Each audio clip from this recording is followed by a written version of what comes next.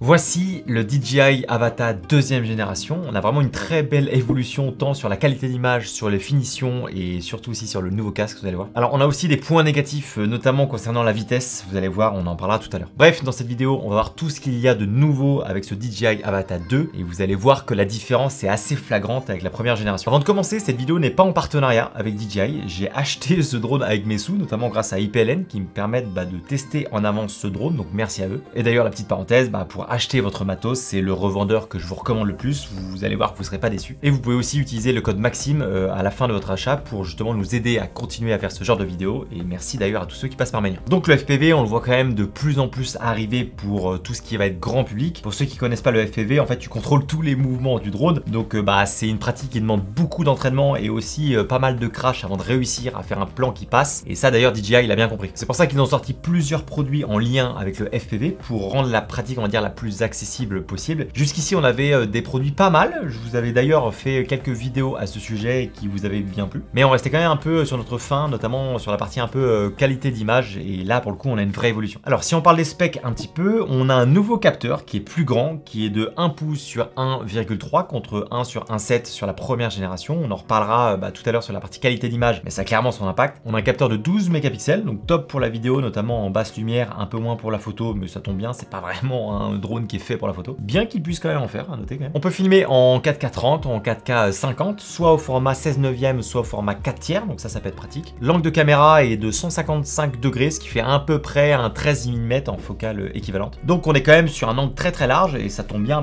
pour ce style de vidéo, ça peut être sympa d'avoir une notion un petit peu de vitesse aussi. Mais une des grosses différences qui va clairement améliorer la qualité de l'image, c'est le profil qui passe maintenant à un D-Log M en 10 bits, donc ça, vous allez voir que ça va changer beaucoup de choses, notamment sur la plage dynamique, et ça clairement c'est une des avancées qui m'a fait clairement acheter ce drone. Alors le drone en lui-même, vous voyez, je pense qu'il change pas mal, rien que visuellement il paraît en fait mieux fini que la première génération. Alors par contre il est quand même plus large que le Avata 1, ce qui veut dire que dans les trous très serrés, voilà, faut prendre un petit peu de distance. Ça reste léger mais c'est quand même notable. Par contre il est moins haut, donc en fonction des gaps que vous allez prendre, voilà, ça peut peser dans la balance. En termes de poids, il est plus léger de 30 grammes par rapport au Avata 1, donc ça aussi c'est un petit plus. On a d'ailleurs des hélices qui sont différentes, qui font moins de bruit, ça c'est une chose. Je vous mets deux rushs du coup juste après, vous allez voir qu'il y a une petite différence. En fait le Avata 2 est beaucoup moins strident que le Avata 1.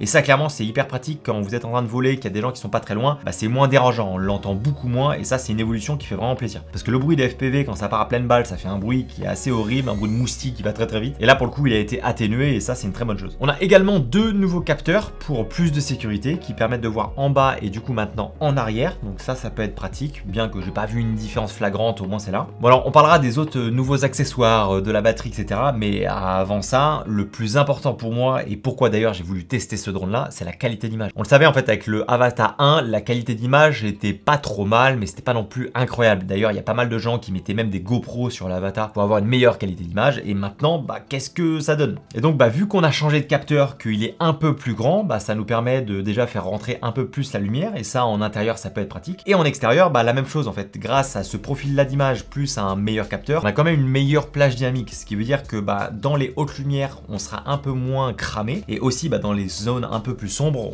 ça nous permet de déboucher un petit peu les ombres. Et ça quand tu fais la comparaison Avata 1 vs Avata 2, tu le vois direct, et avec la GoPro je trouve quand même qu'on a une meilleure plage dynamique. Donc globalement je trouve que le Avata 2 a une meilleure qualité d'image que la GoPro. D'ailleurs là pour info je testais avec la GoPro Hero 9, c'est sensiblement la même chose avec les autres GoPro, mais après c'est normal, c'est pas la même taille de capteur. Maintenant moi ce qui m'intéressait le plus c'était de comparer la qualité d'image, et là enfin on a une qualité d'image que je trouve passable, qui permet, je trouve en tout cas, de connecter des plans entre le Avata et une caméra, ou du moins la limite entre la qualité d'image entre les deux commence à se rétrécir. On a aussi justement la possibilité de faire le petit réglage, d'enlever de la netteté pour avoir justement une image un petit peu moins nette. C'est la problématique qu'on a souvent avec les smartphones. Là justement c'est un peu plus doux, ça permet je trouve d'avoir un cadre, ou du moins des plans un peu plus riches et plus esthétiques. Donc très content de cette qualité d'image, c'est clairement ce que j'attendais d'eux. J'avoue j'aurais préféré avoir un capteur d'1 pouce, là je pense que ça aurait explosé un peu tout le marché, mais bon, on a un capteur déjà un peu plus grand, c'est pas mal. À savoir que GoPro forcément une taille de capteur un peu plus petit, fluide, donc ça se fait aussi ressentir dans la qualité. Tant qu'on est sur la qualité, on peut aussi parler de stabilisation, parce que du coup ça va ensemble pour moi avec le drone FPV. Donc on a plusieurs modes de stabilisation, on en a même un d'ailleurs où on peut pas stabiliser du tout, et on va récupérer toutes les informations pour le stabiliser avec un logiciel tierce qui s'appelle Giroflow. Et donc sur le papier c'est censé mieux stabiliser, moi j'avoue que j'ai envie de tester les plans sortis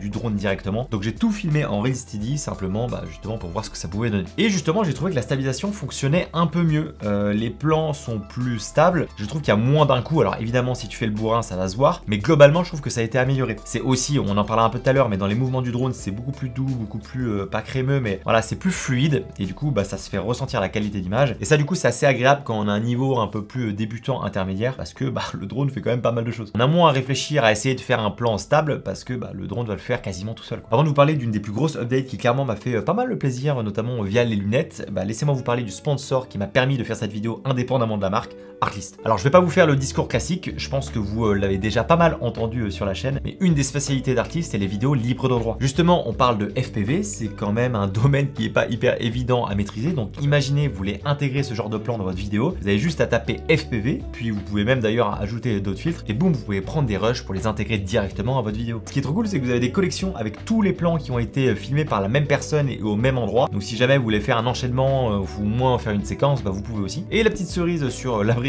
côtier, c'est qu'Artlist propose aussi des SFX qui pourraient convenir à ce plan-là. Parce que oui, Artlist de base, c'est énormément de musique libre de droit, mais aussi beaucoup de SFX pour ajouter justement votre sound design. Ils ont aussi des templates de motion design, bref, avec l'abonnement Artlist Max, vous pouvez couvrir tout ce dont vous avez besoin en post-prod, mais vous pouvez aussi choisir des plans qui correspondent un peu mieux à ce que vous avez besoin. Et d'ailleurs, si vous passez par mon lien en description, vous aurez 2 mois supplémentaires gratuits sur un abonnement annuel. Dans tous les cas, je vous mets le lien en description. D'ailleurs, merci à tous ceux qui rejoignent Artlist via mon lien, ça m'aide grandement. Ok, alors pour le Avatar 2, la transmission aussi a été bien améliorée. C'est-à-dire que je trouve qu'on capte mieux en fait, et qu'on a moins de pertes de signal entre la radiocommande et le drone. Ça, c'est notamment dû au système O4 qu'on a d'ailleurs sur le Mini 4 Pro. Et moi qui l'ai testé là il y a pas longtemps, je trouvais que déjà il y avait une grosse différence. Donc là, je suis hyper content qu'ils aient mis ça dans l'Avatar 2 parce que voilà, j'ai l'impression qu'on capte mieux. Les débits de transmission ont aussi été améliorés, donc voilà, en fait globalement on a clairement une meilleure connexion par rapport à ce qu'on avait avec le Avatar. Aussi, la batterie a été améliorée. On passe de 23 minutes contre 18 sur le premier. Alors on sait très bien que DJI a toujours tendance un peu à gonfler la durée de leur batterie. En réalité, je dirais que sur le premier Avatar, j'étais plutôt autour des 10-12 minutes, alors que là, on est quasiment passé à 15 minutes. Donc c'est quand même 4-5 minutes de plus, et ça j'avoue que en FPV, tu prends carrément. Bon alors vous avez vu, les batteries ne sont pas les mêmes que le Avatar 1, donc évidemment elles sont pas compatibles avec la première génération. Ça c'est un peu con quand tu commences à en avoir pas mal. Mais bon, le drone est tellement différent que de toute façon, je vois pas comment ils auraient pu mettre un truc carré là-dedans. Par contre, on a un nouveau hub de rechargement qui est bien mieux. Je trouve que le 1, on avait un truc qui, je sais pas, qui tombait un petit peu, ça faisait des gling un peu partout. Là, on a une boîte qui nous permet déjà de recharger toutes les batteries en un seul coup. Enfin, c'est une par une, mais au moins c'est au même endroit. Et même, je trouve que pour les ranger, ça prend pas de place, donc c'est beaucoup plus facile. Et je trouve que dans le sac, c'est un peu mieux rangé, quoi. La charge, c'est environ 45 minutes par batterie, donc ils vous font un peu plus de 2 heures pour charger les 3 si vraiment c'est full à sec. Mais d'ailleurs, petite chose assez sympa, c'est qu'ils ont amélioré la prise USB-C du drone, donc on peut recharger directement en le branchant et c'est censé aller un peu plus vite. Par contre, on va parler du gros défaut de ce drone, c'est la puissance. En fait, il est capable d'aller aussi vite que le Avatar 1, c'est-à-dire à 27 mètres par seconde, sauf qu'en fait, en Europe, ils l'ont limité pour coller justement avec les nouvelles réglementations. Donc il est limité à 19 mètres par seconde. Et ça se ressent fortement dans la puissance du drone. En fait, on est tout le temps à fond. Et en fait c'est pas assez rapide, surtout que bon, même si c'est un drone qui se veut un peu plus ciné-woo pour faire de l'intérieur, etc. Toi t'as envie de l'utiliser en extérieur et d'aller vite, et avec le Avatar 1 tu pouvais le faire, ça allait pas aussi vite qu'un vrai FPV, mais au moins tu pouvais le faire un peu. Là tu peux moins, et du coup c'est hyper frustrant. Bon, alors peut-être qu'il y aura des méthodes un peu macouilleuses ou des mises à jour pour sauter entre guillemets cette limitation, mais clairement pour moi c'est le gros point négatif de ce drone là. Mais pour le coup c'est pas lié à DJI, parce que du coup lui il peut aller aussi vite, et quand on est aux États-Unis ou n'importe d'autre part, et on peut aller à la même vitesse que l'Avatar 1, mais en Europe on peut pas. On a parlé du drone, maintenant parlons des nouveaux accessoires qui moi personnellement m'ont changé la vie, notamment les Goggles 3. Alors je sais pas si c'est dû à mon grand pif long, mais c'est un pur bonheur à porter ce casque là. L'ancien en fait il m'appuyait le nez, et du coup je voyais pas très bien, en plus ça me faisait mal, et d'ailleurs la tête partait un peu plus en avant. Quand tu mets ce nouveau casque, on voit que ça a clairement été bien pensé. Déjà t'as plus le câble relou que tu devais brancher à une batterie avec l'ancien casque. Là la batterie est directement intégrée au casque à l'arrière l'arrière du crâne. Donc déjà ça te permet de pas t'emmêler les pinceaux parce que t'as qu'une seule chose. Et aussi ça permet d'équilibrer le poids du casque parce que du coup ça a un espèce de balancier et du coup c'est beaucoup plus agréable. Et c'est surtout qu'ils ont rajouté un espèce de bandeau mou un petit peu en plastique. Ça permet d'épouser bien mieux, je trouve, la forme du visage. Personnellement je trouve que c'est trop agréable à porter. Honnêtement je pourrais porter ça des heures, ça me dérangerait pas. Alors qu'au bout de 10 minutes, l'autre casque, ça me faisait mal et c'était pas agréable quoi. Et ce qui est marrant, c'est qu'ils ont rajouté l'antenne de la radiocommande au-dessus du casque. Donc déjà, ça permet d'un peu mieux, je trouve, stabiliser le masque et aussi ça permet de mieux capter parce que forcément l'antenne est un peu plus haute, mais on en parlera tout à l'heure quand on parlera de la radiocommande qui a un peu changé. Et après, je trouve que je vois bien mieux dedans.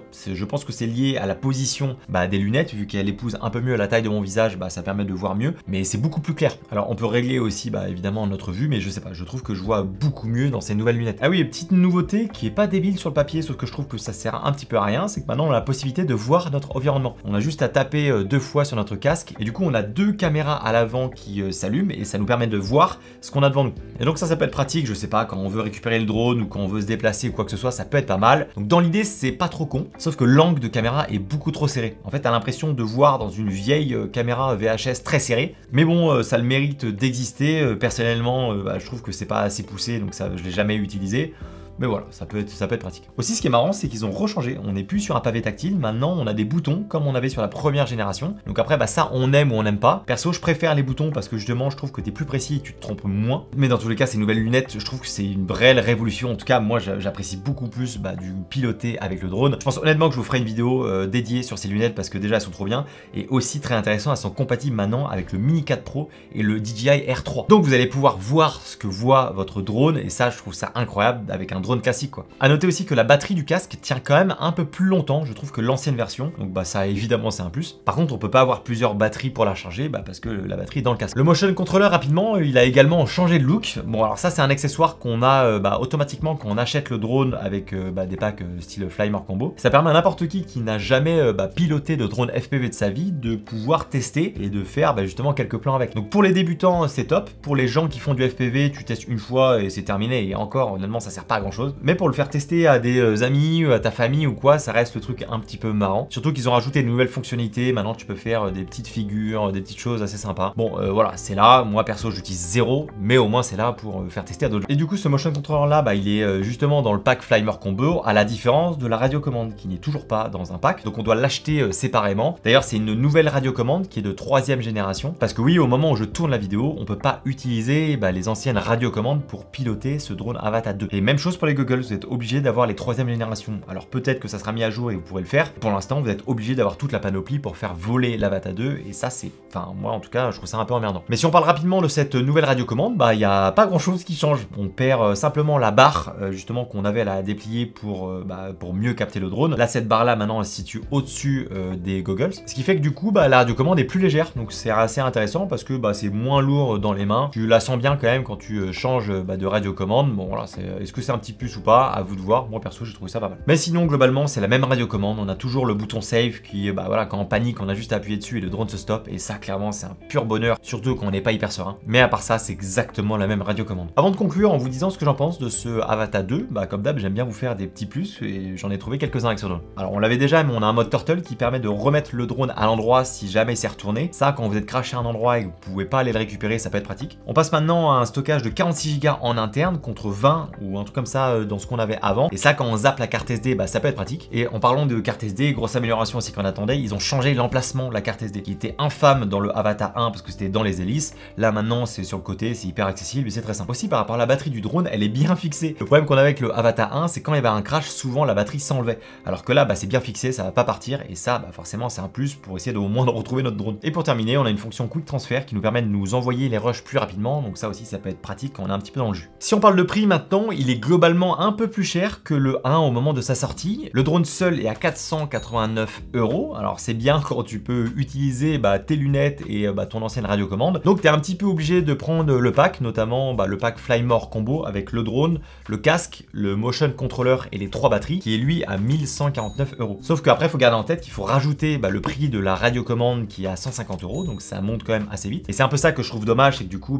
il y en a plein qui vont vouloir juste acheter le drone et pour l'instant ils vont pas pouvoir le faire faire parce que tu es obligé d'avoir toute la panoplie. Par contre, je vous recommande très fortement d'avoir plusieurs batteries parce que même si la batterie a été améliorée, une batterie ça part beaucoup trop vite. Donc un minimum de 3 batteries, et encore je trouvais que ça me manquait pas mal. Donc certes sur le pack Flymore Combo, on a la partie motion controller qui sert pas à grand chose, mais au moins on a les 3 batteries. Donc bah du coup ce Avata 2, je suis très content qu'il soit là. Il couvre en fait le problème majeur qu'on avait avec le 1 qui était la qualité d'image, et pour moi en tout cas dans mon utilisation ça fait toute la différence. Alors après les limitations de vitesse c'est quand même très ennuyeux et même voire même problématique. Maintenant c'est de la législation donc bah à voir ce qui va se passer par la suite. Mais sinon le drone je le trouve beaucoup mieux fini en fait, ça fait moins projet de techno qu'on pouvait avoir avec le Avata 1. Là on a un beau produit qui est bien fini, qui résiste au choc aussi parce que je l'ai pas mal craché. Et mine de rien il corrige pas mal de problèmes qu'on a avec le 1 et donc au moins on a été entendu. Alors après si vous avez le Avata 1, personnellement je trouve que ça vaut le coup de prendre le 2, surtout si la qualité d'image est hyper importante pour vous. Maintenant remplacer tout le matériel, le casque, la radiocommande et les batteries,